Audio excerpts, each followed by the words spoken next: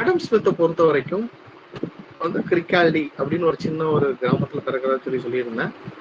Adam ஸ்மித்தோடைய மெயினான விஷயங்கள் என்னன்னா, அவங்களுக்கு எக்கனாமிக்ஸ் அப்படிங்கிற ஒரு விஷயம்லாம் இருக்கு, பின்னாடி நம்ம இந்த சப்ஜெக்ட்டுக்கு நம்ம தான் ஃபவுண்டிங் ஃபாதர் ஆக போறோம் அப்படிங்கிறதெல்லாம் எதுவுமே தெரியாது. சரிங்களா? அப்ப ஆடம் ஸ்மித் வந்து எப்படி வேர்ல்டு ஃபேமஸ் ஆறாங்க அப்படின்னு சொல்லி பாத்தீங்கன்னா, ஒன்றும் இல்லை, he was actually moral sentiment அப்படின்னு சொல்லி ஒரு புத்தகத்தை எழுதியிருப்பாங்க. ஆடம் ஸ்மித் எழுதின முதல் புத்தகம் வந்து வெல்த் ஆஃப் நேஷன் கிடையாது. ஆடம் ஸ்மித் எழுதினது தி ஃபர்ஸ்ட் அண்ட் ஃபார்மோஸ்ட். இது வரைக்கும் ஆடம் ஸ்மித் வந்து 2 புக் எழுதியிருக்காரு. சரிங்களா? ஒன்று வந்து வெல்த் ஆஃப் நேஷன், சரிங்களா? இன்னொன்று வந்து பார்த்தீங்கன்னா தியரி ஆஃப் மாரல் சென்டிமெண்ட் அப்படின்னு சொல்லி 2 புத்தகத்தை எழுதியிருப்பாரு. ஆனா அதுல முதல் எழுதின புத்தகம் வந்து பாத்தீங்கன்னா தியரி ஆஃப் மாரல் சென்டிமெண்ட் அப்படின்னு. சரிங்களா? தியரி ஆஃப் மாரல் சென்டிமெண்ட்ங்கிறது 1750களில் வந்து அவர் வந்து இது பண்ணியிருப்பாரு. At the same time Adam ஸ்மித்துக்கு வந்து கிளாஸ்கோ யூனிவர்சிட்டியில வந்து ஒரு டீச்சிங் ஜாப் கிடைக்குது. சரிங்களா? He was actually recording in progress. சரிங்களா? என்னது மெயின் இம்பார்ட்டன்ட் டாபிக்ஸ் நான் வந்து எக்ஸ்பிளைன் பண்ணிட்டு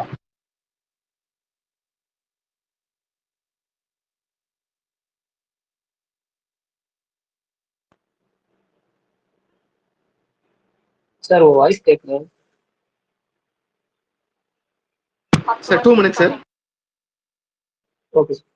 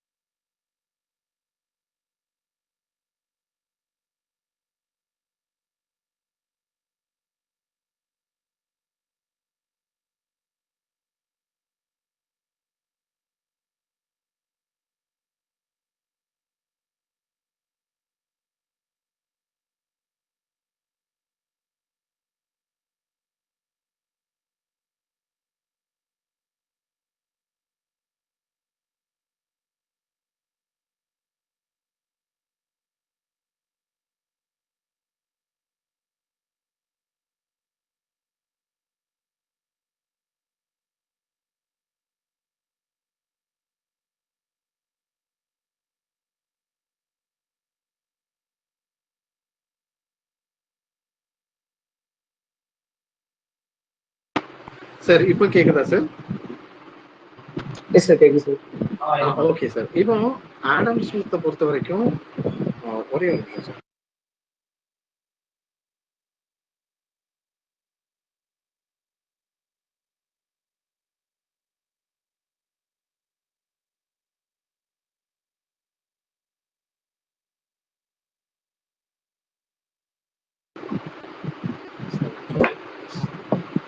ஓகே சார். இப்போ ஆடம் ஸ்மித் வந்து பாத்தீங்கன்னா பேசிக்கலி அவங்க சைக்காலஜி ஃபீல்டுல இருந்தா வந்து பேசிக்காவே நல்லா கவனிச்சீங்கன்னா, ஆடம் ஸ்மித் வந்து முத எழுதின புக்ல தியரி ஆஃப் மாரல் சென்டிமெண்ட்ல எது நல்லது எது கெட்டது அப்படின்னு சொல்லி தான் எழுதியிருப்பாரு. ஆடம் ஸ்மித்துக்கு வந்து இந்த எக்கனாமிக்ஸ் லிட்ரேச்சர்ல கான்ட்ரிபியூட் பண்ணணும் அப்படின்னு சொல்லி ட்ரை பண்ண புத்தகம் வந்து வெல்த் ஆஃப் நேஷன். அதுலதான் இந்த எக்கனாமிக்ஸ்ல எல்லாம் ஹியர் அண்ட் தேர் எழுதியிருப்பாங்க. அப்போ இந்த முதல்ல எழுதின புக்குக்கும் 2வது எழுதின புக்குக்கும் ஒரு 20 ஆண்டு கேப் இருக்கும். இந்த 20 ஆண்டு இடைப்பட்ட கேப்ல அப்படி என்ன மாற்றம் ஆடம் ஸ்மித்துக்கு வந்திருக்கும் அப்படின்னு சொல்லி கேட்டீங்கன்னா, இந்த buying and selling, exchange, human பிஹேவியரோட செல்ஃப் இன்ட்ரெஸ்ட், இந்த மாதிரி நிறைய விஷயங்கள் வந்து ஆடம் ஸ்மித்துக்கு புதுசா தெரியுது. ஸோ அதனால பையிங் அண்ட் செல்லிங், பொருளாதாரத்தை சைக்காலஜில இருந்து பிரிக்கிறாரு. சரிங்களா? ஆடம் ஸ்மித் என்ன பண்றாரு, சைக்காலஜில இருந்து பிரிச்சு தனியா எக்கனாமிக்ஸ் அப்படின்னு சொல்லி ஒரு புத்தகத்தை எழுதுறாரு. சரிங்களா? அப்போ நல்லா கவனிங்க, ஆடம் ஸ்மித் எடுத்த உடனே எக்கனாமிக்ஸ்னு புத்தகத்தை எழுத ஆரம்பிக்கல. ஏன்னா ஒரு சப்ஜெக்ட் நம்ம படிக்கும் போச்சுன்னா அந்த சப்ஜெக்டோடைய ஹம்பிள் பிகினிங் எப்படி தொடங்குனுச்சு இந்த சப்ஜெக்ட் அப்படிங்கறத நம்ம தெரிஞ்சுக்கணும். சரிங்களா? எடுத்த உடனே இதாங்கலாம் இதான் தியரி அப்படிங்கிறது வந்து ஒரு அந்த சப்ஜெக்ட் வந்து சுவாரஸ்யமா இருக்காது. சரிங்களா? அதுவும் ஆடம் ஸ்மித் மாதிரி ஒரு பெரிய ஒரு பெரிய கான்ட்ரிபியூட்டர் நம்ம டச் பண்ணாம நம்மளால ஃபர்தரா போக முடியாது. அந்த 20 ஆண்டுல buying and selling, consumption, production, இது எல்லாமே பிலாசபில இருந்தது. அந்த பிலாசபில இருந்து பையிங் அண்ட் செல்லிங்கை பிரிச்சு எடுத்து எழுதிப்பாரு. சரிங்களா? அப்போ நீங்க சிம்பிள் சொல்றோம் பாருங்களேன். ஆடம் ஸ்மித்துக்கு முன்னாடி பொருளாதாரத்தை ரொம்ப அழகா பேசினது திருவள்ளுவர். ஆனா திருவள்ளுவர் வந்து என்ன பண்ணிருப்பாரு, 133 குறள்ல அதிகாரத்துல 70 இது வந்து எதுக்கு அலோகேட் பண்ணிருப்பாரு, பொருள் பாலுக்கு தான் அலோகேட் பண்ணிருப்பாரு. அப்ப அவரும் எக்கனாமிக்ஸ் தானே பேசியிருக்காரு. ஆனா அவங்க எல்லாமே பிலாசபிக்கல் பெர்ஸ்பெக்டிவ்ல தான் பேசியிருப்பாங்க. ஆனா ஆடம் ஸ்மித் மட்டும்தான் இத தனியா எடுத்து படிக்கக்கூடிய ஒரு கான்செப்ட் இது. சார் வாய்ஸ் பேக்ரவுண்ட் வந்து சம்திங் எரச்சலா இருக்கிற மாதிரி இருக்கு. அப்படியா சார்? ஒரு நிமிஷம் சார். ஆமா சார். சார் இப்போ கிளியரா இருக்கா? இல்ல சார், அப்பயும் அப்படிதான். ஏதோ நீங்க பைக்ல போயிட்டு இருக்க மாதிரி சம்திங் ஒரு சவுண்ட் வருது. சார் ஜஸ்ட் டிராவலிங்ல இருக்கிற மாதிரி. ஒன்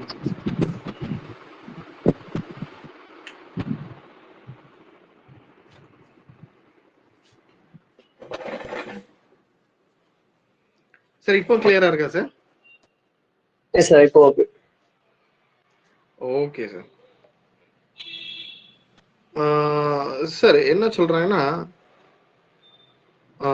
ஆடம் ஸ்மித் வந்து பிலாசபில இருந்து பையிங் அண்ட் செல்லிங்க என்ன பண்றாரு, தனியா ஒரு சாப்டர் எடுத்து படிக்கணும். அப்போ இதுல என்ன விஷயங்கள்லாம் ஆடம் ஸ்மித் டச் பண்றாரு அப்படின்னு சொல்லி பாத்தீங்கன்னா, ஃபர்ஸ்ட் ஒரு பெரிய இம்பார்ட்டன்டான ஒரு கோட் சொல்றாரு. சரிங்களா? என்னன்னா, it is not from the benevolence of the butcher, brewer or baker they expect our dinner, but from their regard to their own interest அப்படின்னு சொல்லி சொல்றாரு. சரிங்களா? இதுக்கு என்ன அர்த்தம் அப்படின்னு பாத்தீங்கன்னா, ரொம்ப இன்ட்ரெஸ்டிங்கா ஒன்று சொல்றாரு ஆடம் ஸ்மித். என்னன்னா, எனக்கு பசிச்சதுன்னா நான் கடையில போய் சாப்பிட்றேன். சரிங்களா? இப்போ எனக்கு வந்து பாத்தீங்கன்னா, இன்னைக்கு கிளாஸ் முடிச்ச உடனே அகைன் நான் போய் டின்னர் சாப்பிட போறேன். முழுக்க என்னுடைய செல்ஃப் இன்ட்ரெஸ்ட் தான், என்னுடைய பசிக்காக நான் சாப்பிட போறேன். இது என்னோட செல்ஃப் இன்ட்ரெஸ்ட்.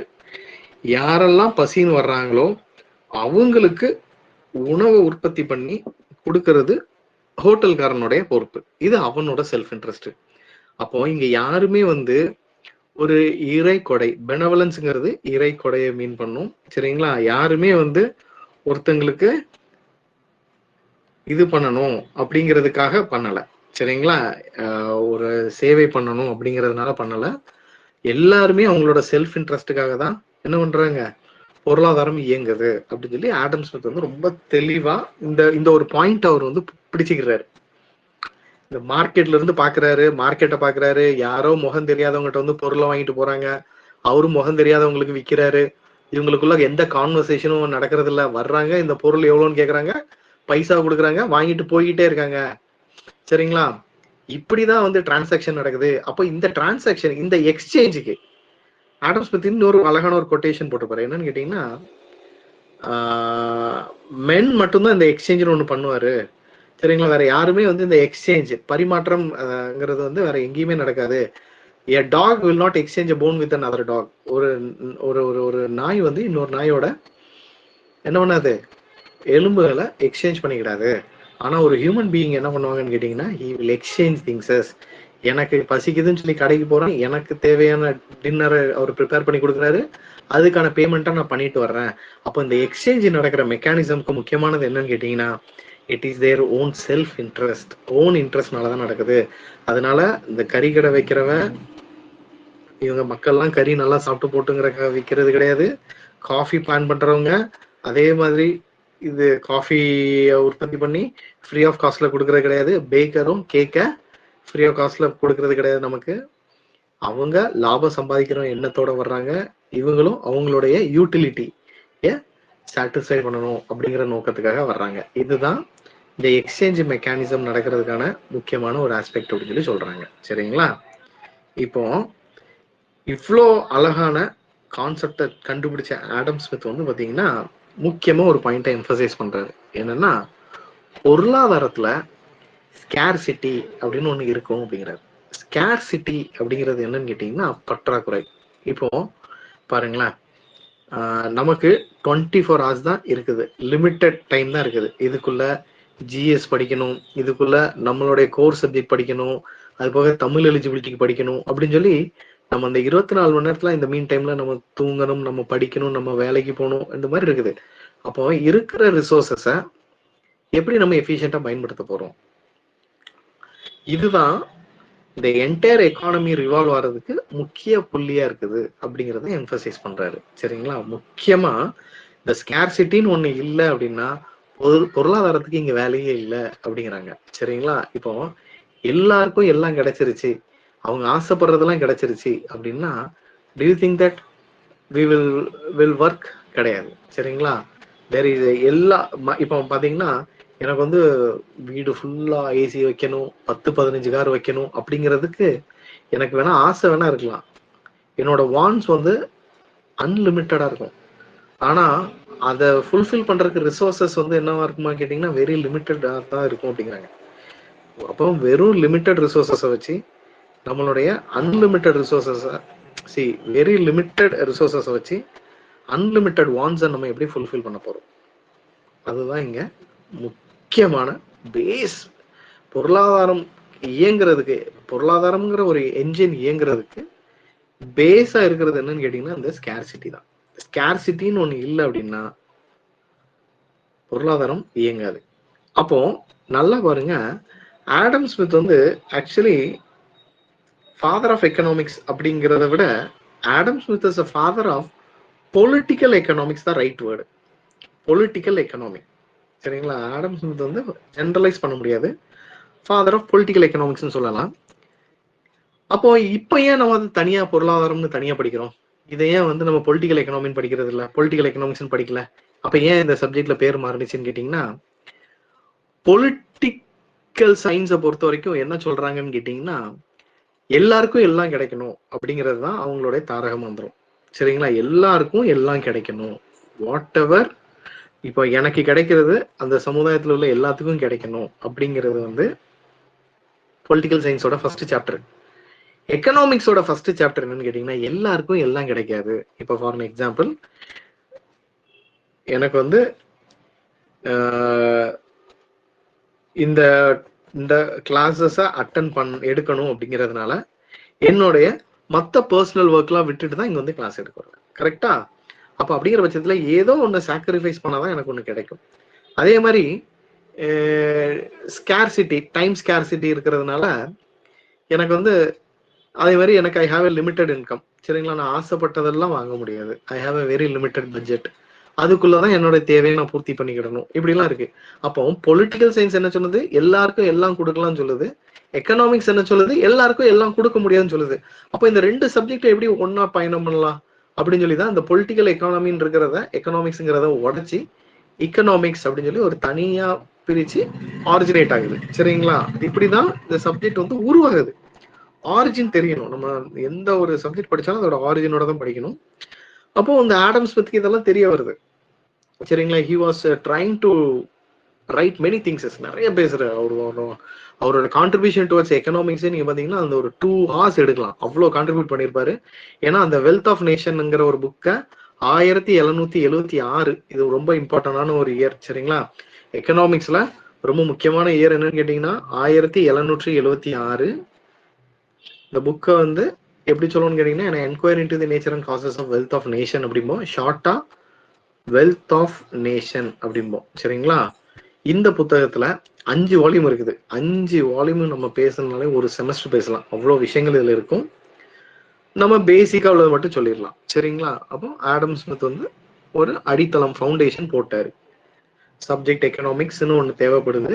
அதுல இந்த ஸ்கேர்சிட்டியை பத்தி படிக்கணும், இதுல வந்து டிவிஷன் ஆஃப் லேபரை பத்தி படிக்கணும் அப்படின்னு சொல்லி நிறைய விஷயங்களை டச் பண்ணிட்டு போறாரு. இப்படி ரொம்ப ஃபேமஸா ஒரு சப்ஜெக்டை கொண்டு போயிட்டு இருக்கிற ஆடம் ஸ்மித்துக்கு வந்து ஒரு பெரிய முரண்பாடு, நம்ம படிக்க போற முதல் முரண்பாடு. நான் சொன்னேன் நம்ம எக்கனாமிக்ஸ் படிக்கும் போதுல எந்தெந்த விஷயத்தெல்லாம் நம்ம ஃபோக்கஸ் பண்ணணும் அப்படின்னு சொல்லி பார்த்தோம். கரெக்டா? அதுல ஃபர்ஸ்ட் நம்ம என்ன பார்க்க போறோம்? ஃபர்ஸ்ட் முரண்பாடு பாரடாக்ஸ். என்ன பார்க்க போறோம்? பாரடாக்ஸ் ஆஃப் வேல்யூ அப்படின்னு சொல்லுவோம், இல்லைன்னா டைமண்ட் வாட்டர் பாரடாக்ஸ் அப்படிம்பாங்க. சரிங்களா? Diamond water paradox. இது யாரோட சம்பந்தப்பட்டதுன்னு கேட்பாங்க. It is related with Adam Smith. Adam ஸ்மித்தோட சம்பந்தப்பட்ட ஒரு கான்செப்ட். சரி, ஓகே. என்ன சொல்றாங்க, வாட் இட் மீன்ஸ் அப்படின்னு சொல்லி கேட்டீங்கன்னா, இப்போ நம்மளே எக்ஸாம்பிள் எடுத்துக்கோங்க. டேக் யூ அண்ட் மீ, உங்களையும் என்னையுமே எக்ஸாம்பிள் எடுத்துக்கோங்க. சரிங்களா? இப்போ இந்த லெக்சர் எடுத்துக்கிட்டதுக்குள்ள அட்லீஸ்ட் ஒரு 2 times ஆச்சு என்ன பண்ணிடுவேன், வாட்டரை குடிச்சிருவேன், தண்ணி குடிச்சிருவேன். சரிங்களா? ஆனா நான் டைமண்ட் ரிங்க வேர் பண்ணதே கிடையாது. ஆனா ஸ்டில் ஐ கேன் சர்வே. ஆனா தண்ணி குடிக்காம என்னால சர்வே ஆக முடியுமா?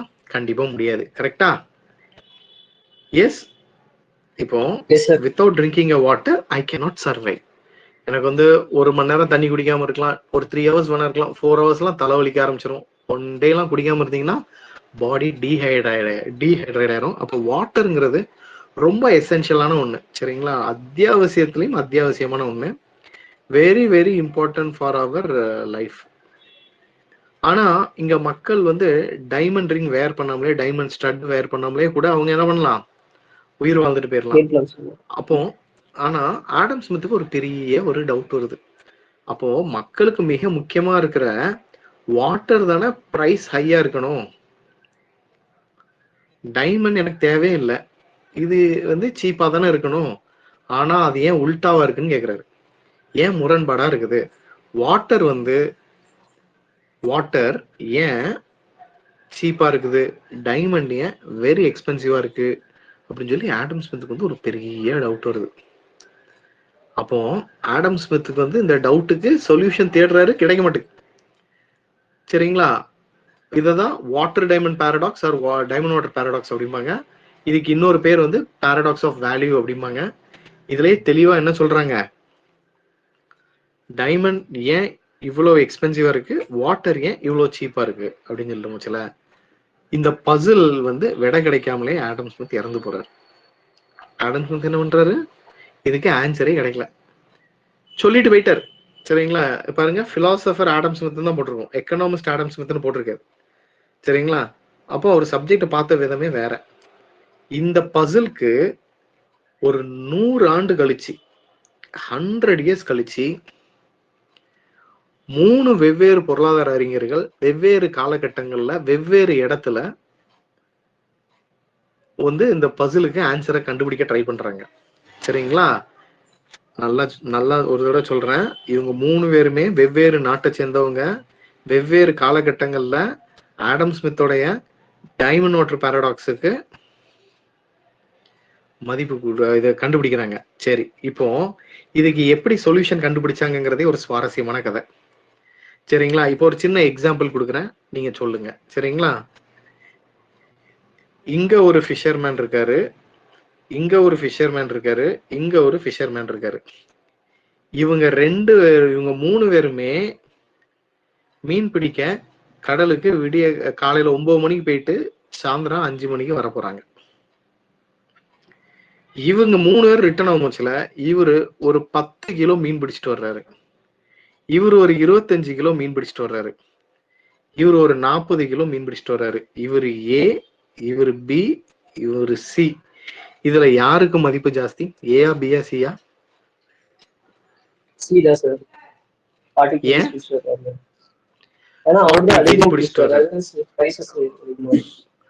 Super sir. அப்போ என்ன சொல்றாங்கன்னு கேட்டீங்கன்னா, லேபர் போடுற உழைப்புக்கு மதிப்பு கிடையாது, அந்த பொருளுக்கு தான் வேல்யூ அப்படிங்கிறாங்க. கரெக்டா?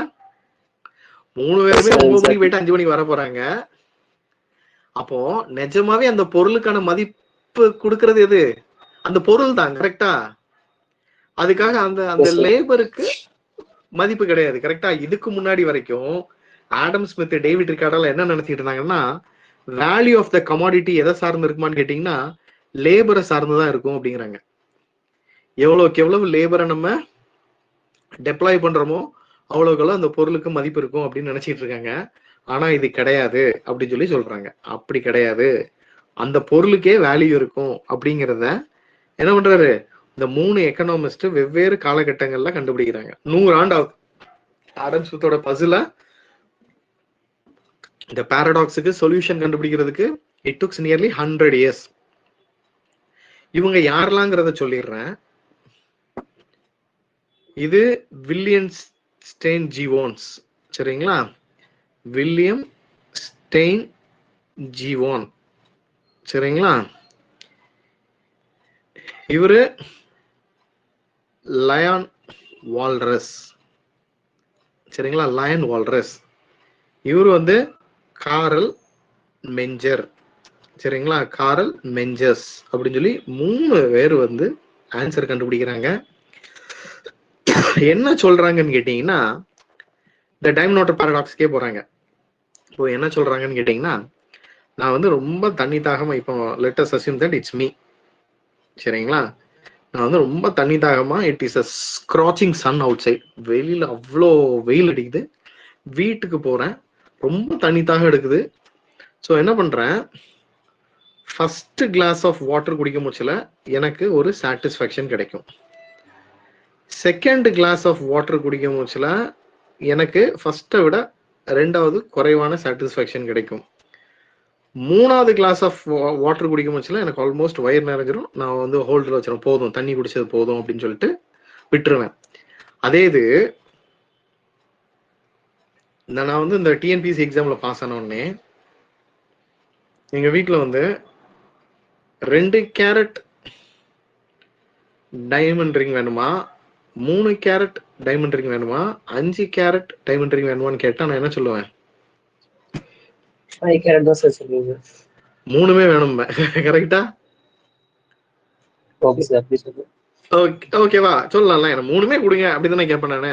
அப்போ நல்ல கவனிங்க, ஒரு பொருளை கன்சியூம் பண்ண போச்சுல அதுல இருந்து கிடைக்கிற யூட்டிலிட்டி தான் டிசைட் பண்ணும் அந்த பொருளை தொடர்ந்து நம்ம கன்சியூம் பண்ணுமா வேண்டாமான்னு. அப்படிங்கிறாங்க. புரியுதா? அந்த பொருள்ல இருந்து கிடைக்கக்கூடிய யூட்டிலிட்டி தான் வந்து அந்த பொருளை தொடர்ச்சியா நான் கன்சியூம் பண்ணுமா வேண்டாமாங்கிறத தீர்மானிக்கும். கரெக்டா? அப்போ இங்க ஒரு பெரிய கேள்வி வருது, யூட்டிலிட்டினா என்ன அப்படின்னு சொல்லி ஒரு கேள்வி வருது. ஃபர்ஸ்ட் யூட்டிலிட்டினா என்னன்னு பார்ப்போம், அப்புறம் அடுத்த டாபிக் பார்க்கலாம். சரிங்களா? யூட்டிலிட்டினா என்னன்னா, எனக்கு கிடைக்க வாண்ட் சாட்டிஸ்ஃபைங் பவர் அப்படிம்பாங்க. யூட்டிலிட்டினா என்னன்னு கேட்டா, வாண்ட் சாட்டிஸ்ஃபைங் பவர் அப்படிம்பாங்க. இப்போ இந்த கிளாஸ் முடிச்ச உடனே I want to have a strong coffee. ஏன்னா எனக்கு சோர் த்ரோட் ஆயிரும், தொண்டை வலி வந்துருமா இருக்கும். இல்லைன்னா எனக்கு வந்து ஒரு மாதிரி தொண்டை ஒரு மாதிரி ட்ரை ஆன மாதிரி இருக்கும். So I thought of having a coffee. இப்போ அந்த காஃபி குடிக்கிறதுனால எனக்கு ஒரு சாட்டிஸ்ஃபேக்ஷன் கிடைக்குமா, திருப்தி கிடைக்குமா?